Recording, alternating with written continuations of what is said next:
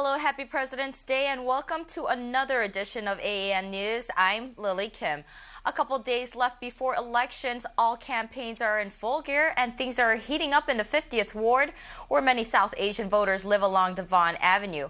4 people are vying for the aldermanic seat, but come February 27th, only one will win.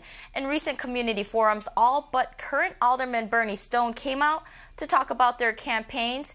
AAN got a hold of Stone to see what he had to say about the fierce competition. Senator Rivers, less than 10% of the time.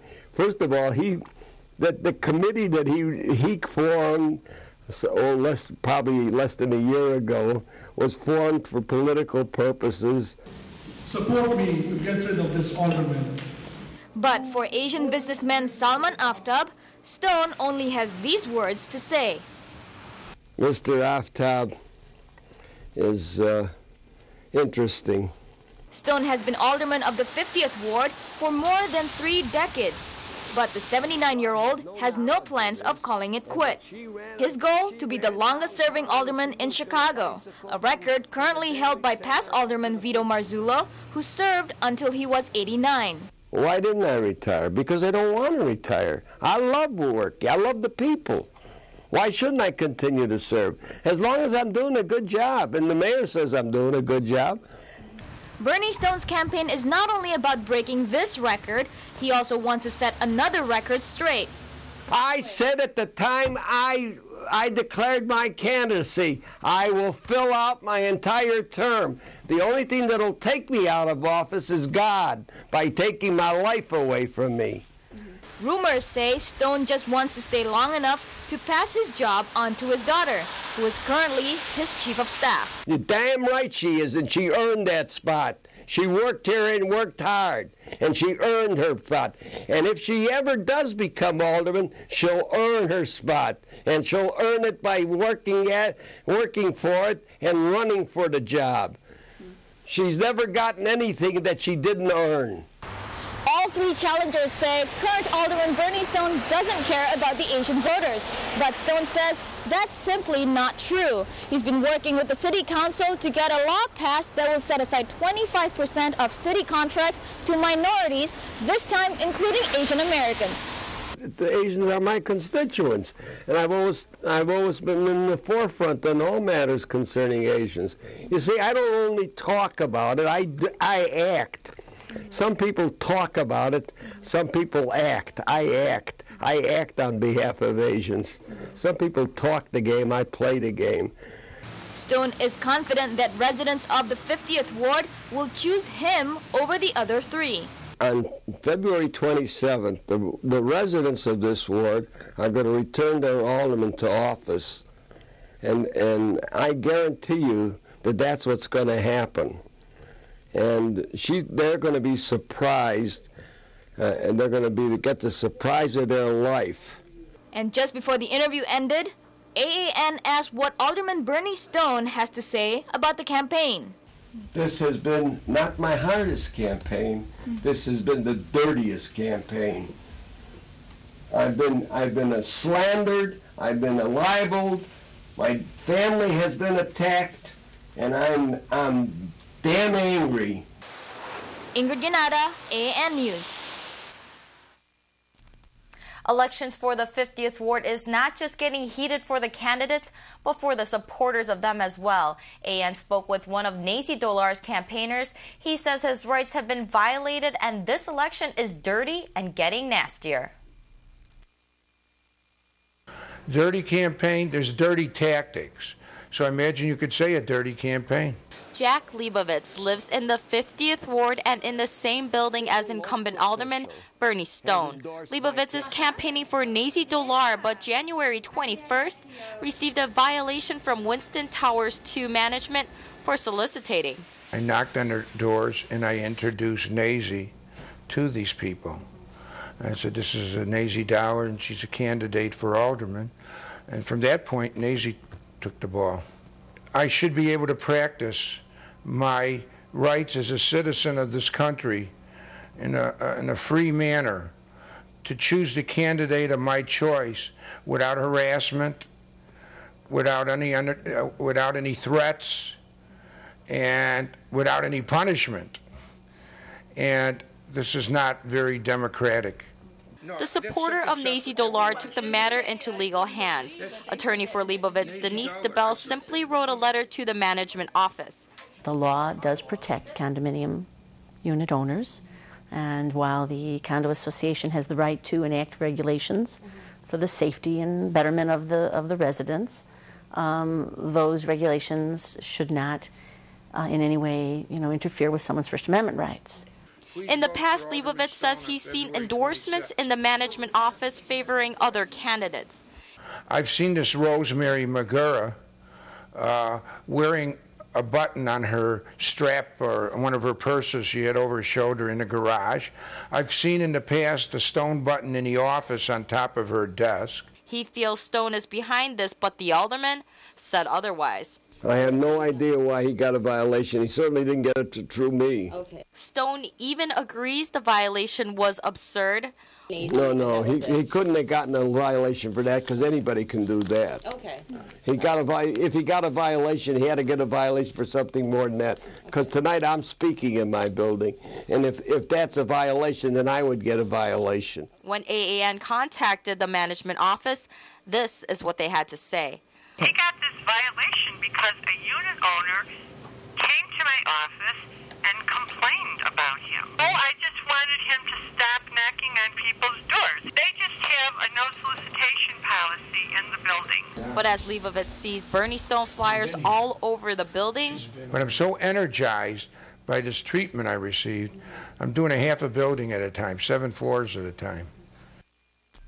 The Chicago Tribune concludes its endorsements in contested races for Chicago City Council. The publication said candidate Nazy Dolar's years as community leader had prepared her for the position, adding she has a broad platform for improving her city and her community. She's an energetic political newcomer, and Nazy Dolar is endorsed. An Oak Brook business owner admits defrauding the Illinois Department of Transportation and other government agencies. 70-year-old Manu Shah of Shaw Engineering pleaded guilty to overcharging an estimated of $5.5 million. In a hearing, he pleaded guilty to 2 counts of mail fraud and 1 count of submitting false documents to IDOT auditors. Shaw Engineering provided architectural services on projects for IDOT, Metro, various city departments.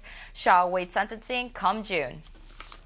Thinking about learning another language? Well, taking up Chinese may be a profitable one. Mayor Daley announced an initiative that will make Chicago do more business with Chinese companies by bringing them to the U.S. Chicago China Development Corporation will be the bridge between Shanghai and the Windy City. By helping more Chinese companies locate in Chicago, we believe we can create thousands of good jobs in the years to come. The nonprofit corporation will be chaired by the mayor himself and overseen by a board of directors of Chicago business leaders appointed by the mayor. Filipino Vietnam veterans are in high hopes. They're getting closer to be granted the privileges and benefits that were never given to them for fighting on America's side during World War II. The equity bill seeks to amend the Rescission Act and to restore the Filipino veterans' rightful status, plus pensions that they've been yearning for the past 61 years. Chair Alma Kern of National FFAA said they need to mobilize the Filipino community to lobby their representatives and senators. Kern believes they have an excellent chance of winning full equity this year. Founder and chief executive of an Indian-based software company was arrested on charges of dealing drugs over the internet, primarily in the North American market. 31-year-old Sanjay Kadea was alleged to be the kingpin along with a U.S.-based associate, Stephen Mahana.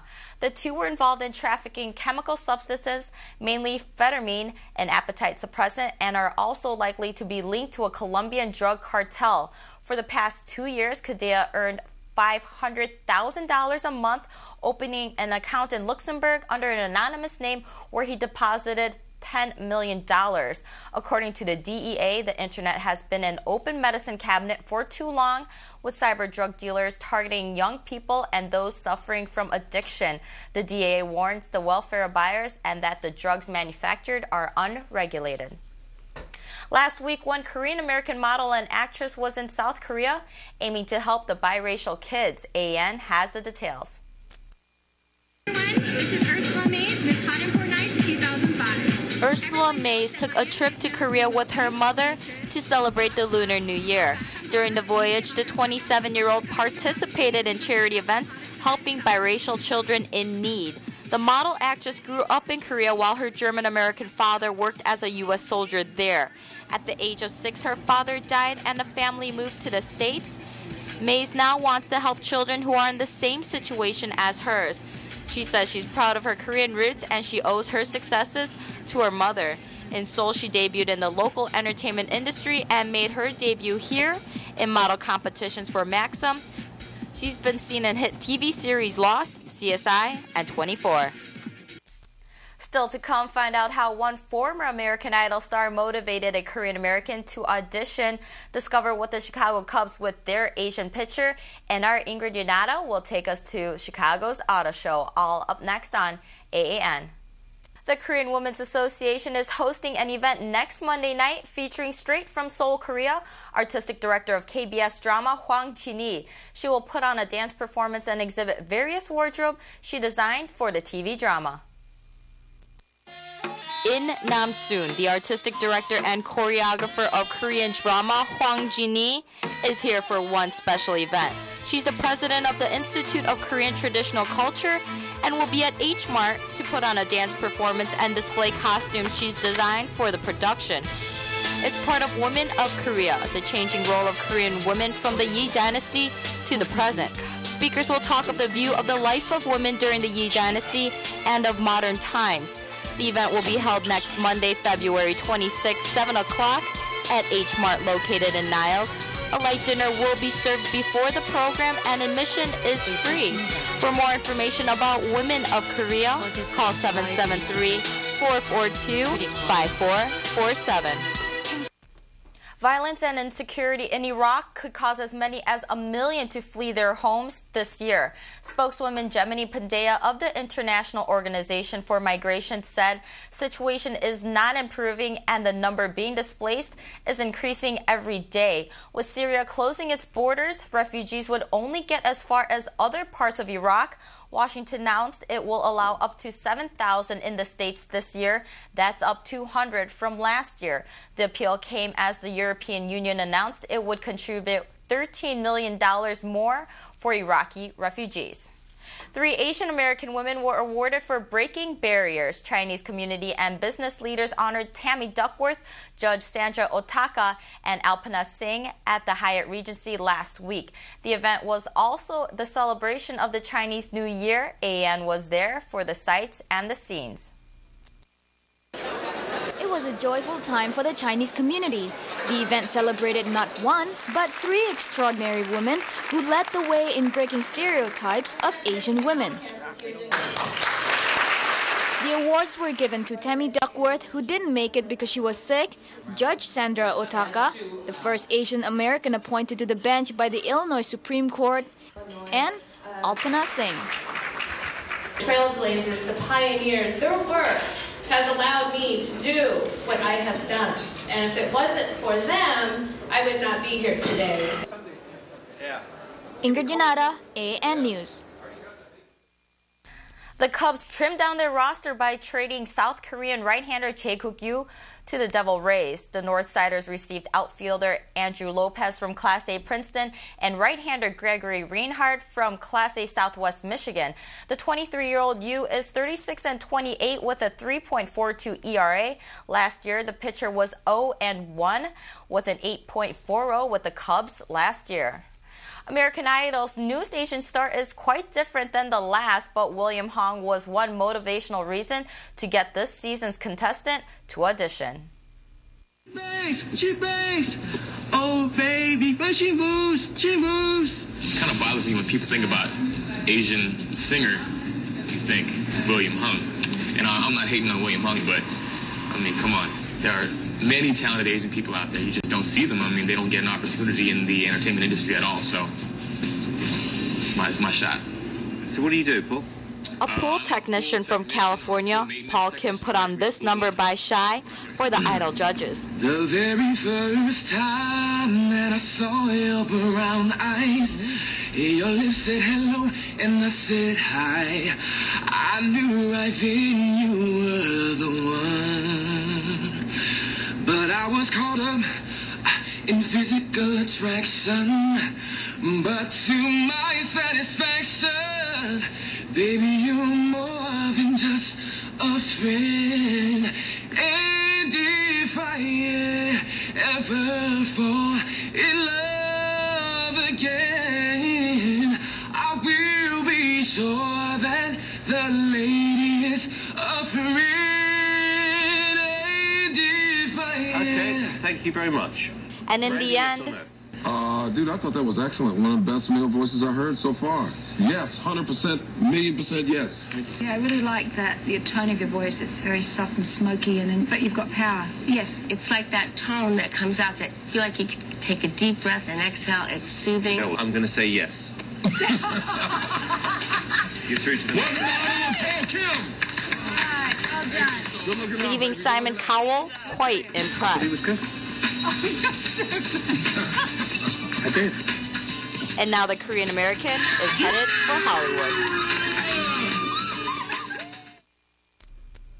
In movie news, The Mummy Returns battle the Scorpion King played by The Rock, and rumors says in The Mummy 3, Ricky and Ivy O'Connell may face off a martial artist. None other than Jet Li is said to be up for the major role in the continuing trilogy. Some reports indicate Brendan Fraser and Rachel Weisz are set to replay their roles. However, Variety Entertainment announced Weisz is set to star in another role, which would conflict with Mummy 3.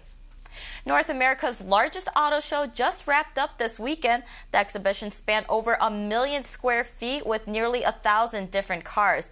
AN's Ingrid Yanada takes us there.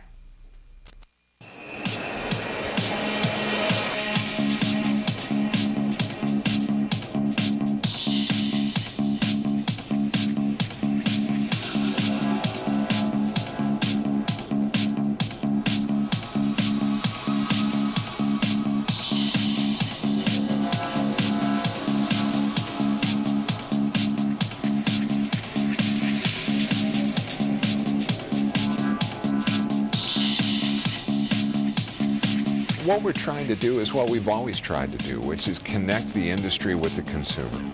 But what really brought the crowd together?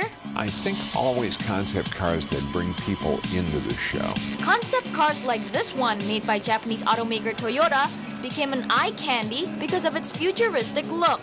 Toyota's doing a very good job. There's no doubt about it. They do things real right. They do things very, very right. But there are a lot of people who are out there. It's a competitive business, so you're going to see people doing a lot of the same things that Toyota's doing. Other concept cars featured at the show was Lincoln's sleek MKR model. All glass roof, no door handles, just open it at the push of a button. But many of these cool-looking concept cars are nevertheless just a concept. They're still years away from actually being produced, except for this two-door Honda Accord that may soon be seen on the road. The Chicago Auto Show is just 1 year shy of being a century-year-old tradition. But here at the exhibition, it's not only about fast cars and cool designs, it's also about helping those who are in need. A food drive was in full swing during the show. 3 cans of food was all it took for one person to get half off admission. All of this would benefit the Chicago Christian Industrial League. Last year we raised, I don't know, it was 10 or 11 tons of food for people who really need to eat. I mean, we always hear about food drives around Christmas and Thanksgiving. Hunger is a year-round issue. And we have this show available. We have so many people coming to it. The board of directors of the CATA said, look, why don't we go ahead and use this as a vehicle by which we can help these people. So that's how that was born. And it was born, I guess, about 10 years ago now. And it's a heck of a good program. So that's why we bother, because people need it. One of the big changes you might notice at the show? More hybrid American cars. That's because domestic car makers like Chevy, GM, and Ford saw the big demand in fuel-efficient cars. But this trend doesn't mean muscle cars and speed demons would soon go out of business. They will also always be there. There is a percentage of people who don't care what fuel costs. They will pay whatever they need in order to get the power they want. Ingrid Yanada, AAN News. Thank you for choosing AAN, your Asian news leader. If you have any story ideas or would like to write us, email us at AAN41Chicago@AOL.com. Catch our rebroadcast Tuesday mornings at 8 and tune in next Monday night to find out what the rest of Chicago did to celebrate the Chinese Lunar New Year. I'm Lily Kim. Thank you and see you next time.